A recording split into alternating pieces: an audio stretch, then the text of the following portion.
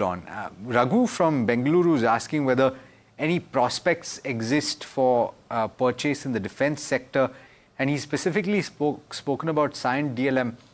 I'm wondering, Mr. Chockalingam, some of these stocks have given up the gains from earlier on in the year or last year. Do they look a little more attractive right now? And would you? So he's got a very long-term holding or time horizon. He's willing to hold for 5-10 years. So I know that he will have to review his holdings multiple times, but for that kind of horizon, would you suggest a fresh entry in any of the defense stocks? Oh, unfortunately, many defense stocks are valued, already discounting even 3-5 years of earning growth. That's my personal view. Coming to Cyient DLM, it's a great company, but valuations are extremely stretched. If you see the P ratio on expected earning in the current year and then profit growth year on year in the first half, it is not justified. So I would suggest, in that group instead of Cyient DLM, you can play through Cyient itself, because Cyient DLM is a subsidiary. So in case Cyient DLM pulls back its profit growth, that will be reflected in Cyient. And second advantage is that Cyient has floated 100% subsidiary in semiconductor business. So they already proven their ability in unlocking value from Cyient DLM. So therefore, I have a confidence that Cyient will make it successful even in the semiconductor space. And also the stock has corrected and valuation in the relative term also very attractive. So I would prefer Cyient to DLM. For Cyient to Cyient DLM is the view coming in from Mr. Chockalingam. Moving on to the next caller, Konda Reddy from Vijayawada is calling in. A very good morning to you. I believe, Mr. Reddy, your query is on escorts. Yes, ma'am. What is your query? Go ahead. I'm having 500 shares at the rate of 600 rupees for a long time. I'm prepared to hold it for a long term also. But my question is right now, shall I hold it further, or can I switch it to Tata Motors? All right. Mr. Reddy, I'm seeing that you're sitting on a profit of 14 lakh rupees, which is quite significant. So you bought it at very attractive levels. Mr. Chockalingam, I'll come to you on this one. Should he partially book his profits and move to Tata Motors? Is that the right approach?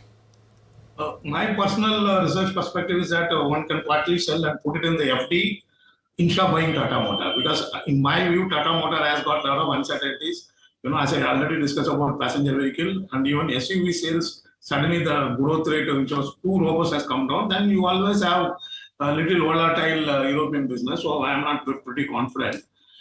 Escorts also, maybe at best one can hold for long term, because right now if you see the tractor industry is going through a little difficult time, and within tractor industry, only Mahindra is doing relatively far superior to other tractor players, even as compared to Escorts.